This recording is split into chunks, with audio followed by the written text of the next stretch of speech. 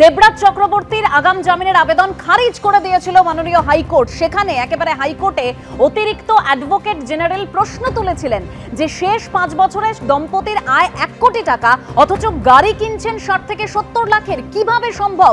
সেদিনের শুনানিতে ঠিক কি হয়েছিল আমরা জানবো। আমাদের অপর প্রতিনিধি সৌভিক মজুমদারও রয়েছেন আমাদের সঙ্গে টেলিফোন লাইনে।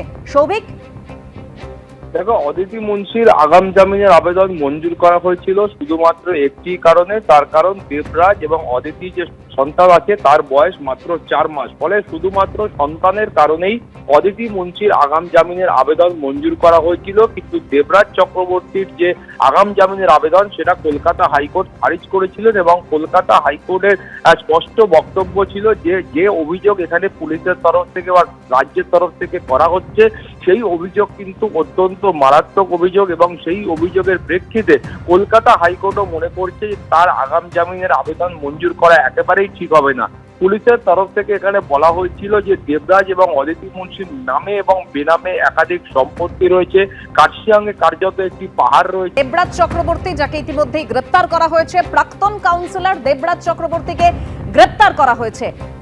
অন্যদিকে 2024-এর ডিসেম্বরে প্রমোটার কিশোর হালদারকে মারধরের অভিযোগে ধৃত কাউন্সিলর সমরেশ চক্রবর্তীর নাম উঠে আসে। অভিযোগকারীর যা দাবি, 2 বছর আগে একটি নির্মাণ কাজের জন্য তার থেকে 50 লক্ষ টাকা তোলা চেয়েছিলেন ধৃত তৃণমূল কাউন্সিলর। তিনি 27 লক্ষ টাকা দেন, কিন্তু বাকি 21 লক্ষ টাকা দেওয়া নিয়ে চাপ দিচ্ছিলেন ধৃত তৃণমূল নেতা। তোলা চাওয়ার সময়ের একটি ভিডিও সামনে এনেছেন অভিযোগকারী প্রমোটার, যেখানে শোনা যাচ্ছে দেবরাজ বলে এক ব্যক্তির নাম। প্রমোটারের দাবি, তিনি হলেন বিধাননগর পুরসভার 7 নম্বর ওয়ার্ডের তৃণমূল কাউন্সিলর এবং প্রাক্তন তৃণমূল বিধায়ক অদিতি মুন্সির স্বামী দেবরাজ চক্রবর্তী। পুলিশের কাছে অভিযোগ জানানো হলেও সে সময় কোনো ব্যবস্থাই নেওয়া হয়নি বলে তার দাবি করেন প্রমোটার।